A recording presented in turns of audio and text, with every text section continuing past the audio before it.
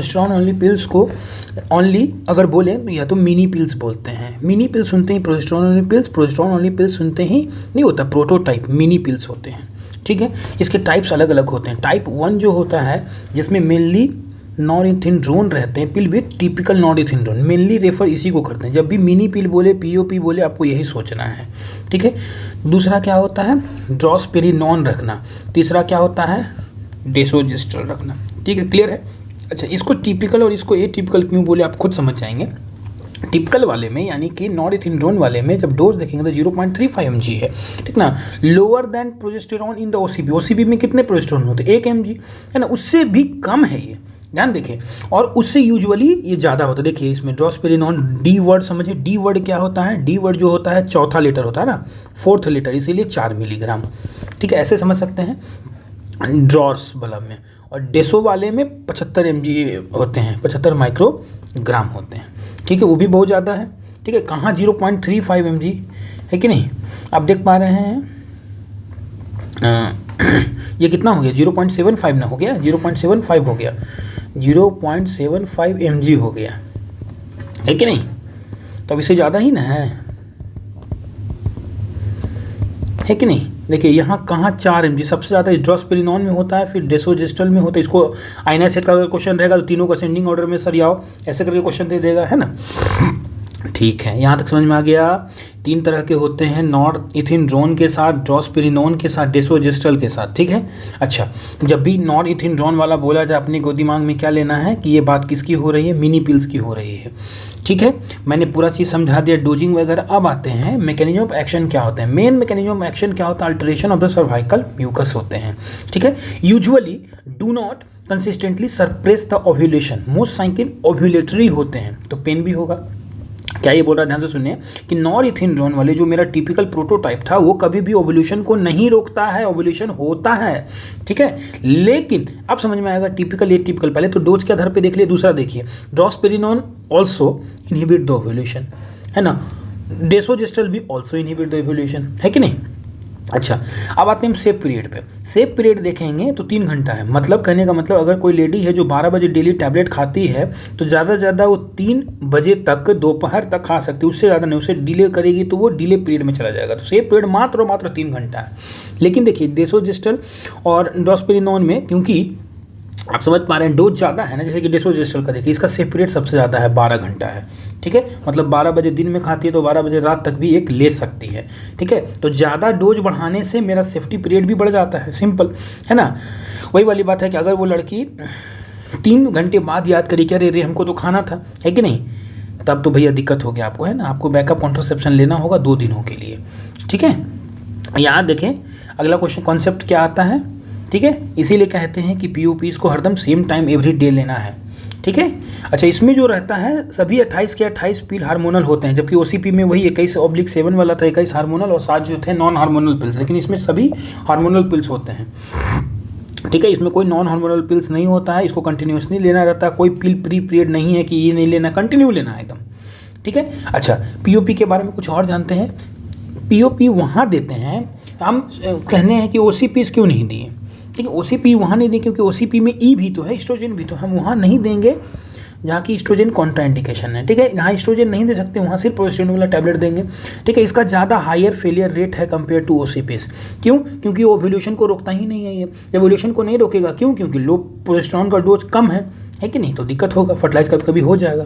Contraception of choice क्या ले सकती है, कॉन्ट्रासेप्शन ऑफ चॉइस कौन औरतें ले सकती हैं पीओपी के रूप में, जो कि ब्रेस्ट फीडिंग वुमेन्स, जो बोले है ना कि ब्रेस्ट फीडिंग हैं 3 वीक के बाद कभी भी ले सकती हैं, है कि नहीं। अच्छा, दूसरा है कि कौन नहीं ले सकते, नहीं ले सकते हैं भाई, अनडायग्नोस्ड ब्लीडिंग हो सकता है, क्योंकि पीओपी के जब हम साइड इफेक्ट में देखेंगे तो इरेगुलर ब्लीडिंग आता है। ठीक है, इरेगुलर ब्लीडिंग अगर साइड इफेक्ट्स में आ रहा है तो अभी जब ब्लीडिंग हो तो पता ही नहीं चलेगा कि पीओपी के कारण है कि कहीं और कोई इटियोलॉजी था, है कि नहीं। ठीक है, दूसरा क्या आता है, अनडायग्नोस्ड ब्लीडिंग, वही वाली बात हो गई। सस्पेक्टेड प्रेगनेंसी हो गया, है ना। उसके बाद क्या हो गया, known case of breast carcinoma हो गया, एक्टिव लीवर डिजीज़ हो गया, लीवर से, क्योंकि ये सब मेटाबोलाइज तो वहीं होना है कि नहीं। और आप क्या कर रहे हैं, फिर दे रहे हैं तो दिक्कत हो जाएगा, क्योंकि एटोमेटाबॉलिज्म एक्ट्स ऑन द लीवर। अब आते हैं साइड इफेक्ट। साइड इफेक्ट में क्या होता है, most common side effect POP का क्या होता है, सेम फॉर ऑल, जितने भी प्रोजेस्टेरॉन ओनली पिल्स यानी कि प्रोजेस्टेरॉन सिर्फ कंपोनेंट वाले हैं सभी में यही होगा, ध्यान रखें। क्यों, इरेगुलर ब्लीडिंग। सबसे पहला क्या होता है, most common side effect of POP is irregular bleeding, जो मैंने पहले भी बताया आपको, ये भूलना नहीं है, ठीक है। उसके बाद क्या होता है, ओवेरियन सिस्ट फॉर्मेशन। अरे ओसीपी तो रोकता था ना, ओसीपी से उल्टा है, एक्ने का फ्लेयर। अब सोचिए, जहाँ इरेगुलर ब्लीडिंग के लिए हम लोग ओसीपी देते थे, ये पीओपी करवा रहा है। ओवेरियन सिस्ट फॉर्मेशन के लिए रोकते थे, ओसीपी देते थे, यहाँ ये बढ़ा रहा है। एक्ने का फ्लेयर कर रहा है पीओपी, जबकि ओसीपी एक्ने को ट्रीटमेंट के लिए देते थे हिर्सुटिज्म में, याद होगा आपको। पीओपी डज नॉट कॉजेज वेटिगन, ये तो सीख है, ओसीपी में भी यही होता है। POP can be given to the women with the history of thrombosis. Oh my god, OCP के साथ ये निर्णय था, और हाइपरटेंशन में भी, क्योंकि प्रोजेस्टेरॉन जो डोज है वो बहुत कम है, लेकिन ओसीपी में तो हमने नहीं दे सकते थे, है कि नहीं। प्रोजेस्टेरॉन जो है, प्रोजेस्टेरॉन इंडोमेट्रियल थिनिंग करता है और इंडोमेट्रियल कैंसर की संभावनाओं को कम करता है, ठीक है। एंटी इपिलिप्टिक वैसे ही सब चलेगा, एंटी इपिलिप्टिक्स हो जाए, है ना, फेनोइटवाइन, कार्बामाजेपिन, रिफाम्पसिन के साथ अपने को पीओपी नहीं देना है, सबको पता है, क्योंकि इफिकेसी कॉन्ट्रासेप्शन का घटा देता है, क्योंकि एज इन मैच्योर है तो जल्दी जल्दी इंड्यूस करवा के जल्दी जल्दी मेटाबॉलिज्म करके बॉडी से बाहर फेंकवा देगा, ठीक है। POP can be started immediately after birth, ठीक ना, तुरंत दे सकते हैं, लेकिन आइडियली है कि 3 वीक बाद हम उसे दें पोस्टमार्टम में। सही बात है ना, सबको पता है ना। इसमें बेसिकली दिक्कत है 3 वीक तक जो है ना बहुत ज़्यादा थ्रोम्बोसिस का खतरा रहता है, इसीलिए सेफली जैसे दे सकते हैं। क्यों दे सकते हैं, क्योंकि ये तो अभी ना पढ़ें, क्योंकि हिस्ट्री ऑफ थ्रोम्बोसिस में दे सकते हैं, थ्रोम्बोसिस नहीं करता है, लेकिन आइडियली जो नहीं रहता है, सेफ पीरियड सेफ मार्जिन में चलो तो 3 वीक के बाद देना है, ठीक है। रैपिड रिटर्न होता है फर्टिलिटी आफ्टर स्टॉपिंग, सही बात है, इतना लो डोज ऑफ प्रोजेस्टेरॉन जब दे रहे हो तो क्या ही कर लेगा, है कि नहीं। इसका मेन मैकेनिज्म क्या है, अल्टरेशन ऑफ सर्वाइकल म्यूकस को ठीक कर देंगे तो नहीं कर पाएगा भैया, तब ठीक है, तो बहुत छोटी मोटी बात हो गई ना। आइडियल देख कब है, सभी जितने भी कॉन्ट्रासेप्टिव सब में देखना है, D1 ऑफ द साइकिल ही है। अगर स्टार्टेड आफ्टर D5, दिन 5 के बाद अगर चालू कर रहे हैं आप पीओपी, तो मेथड ऑफ कॉन्ट्रासेप्शन 2 दिनों के लेना पड़ेगा, याद होगा। और ओसीपी में हम लोग 7 दिनों तक लेते थे, बैरल मेथड लेते हैं।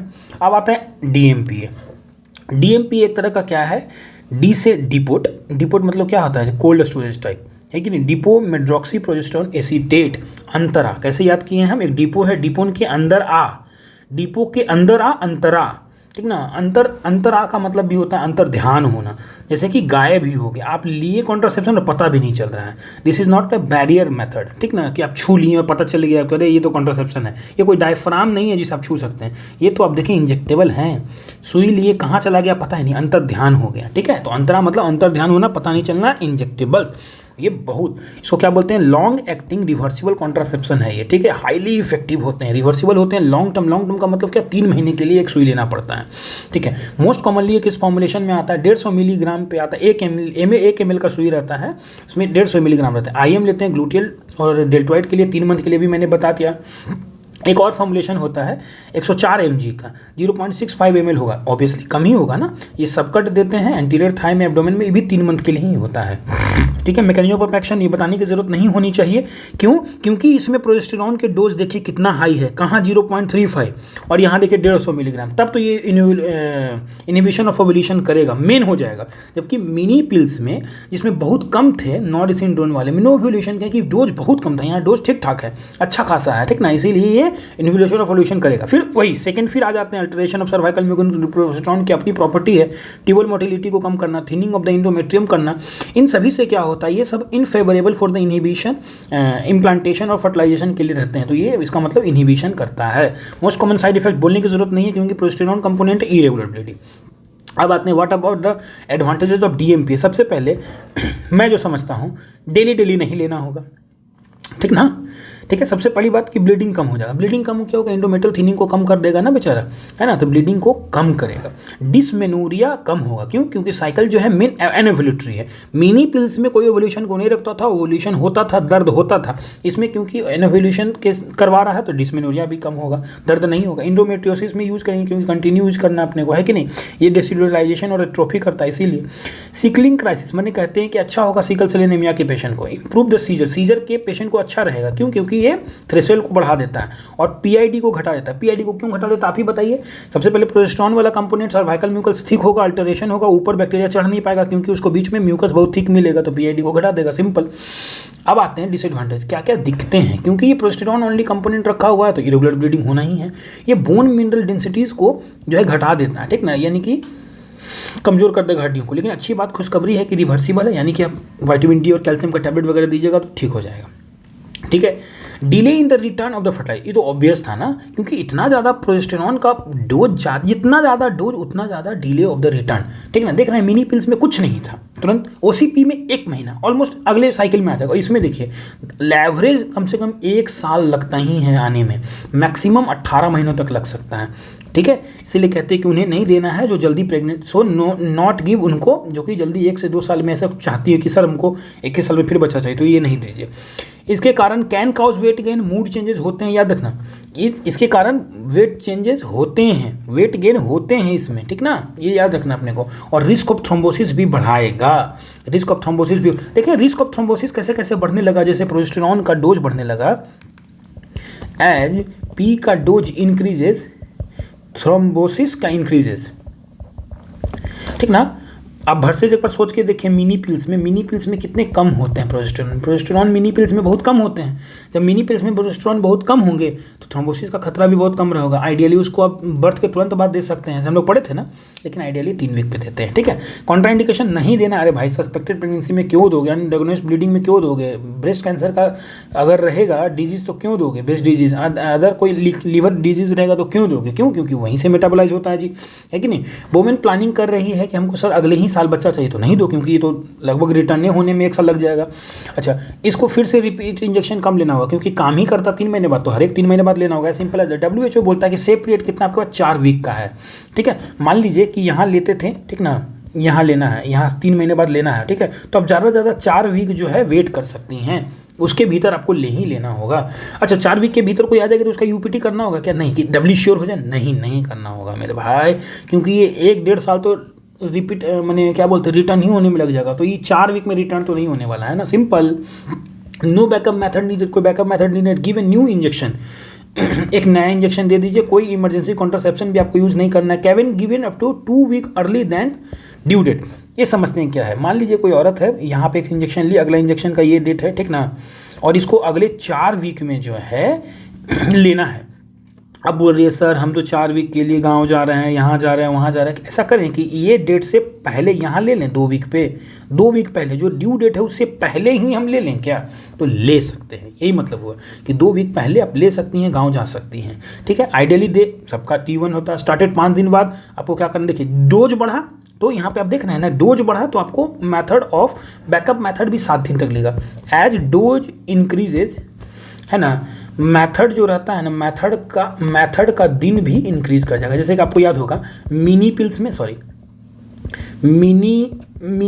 में 2 दिन, OCP में 7 दिन, है ना, DMPA में अंतरा में 7 दिन, देख पा रहे हैं जैसे जैसे डोज बढ़ रहा है, इसमें डोज सबसे कम था।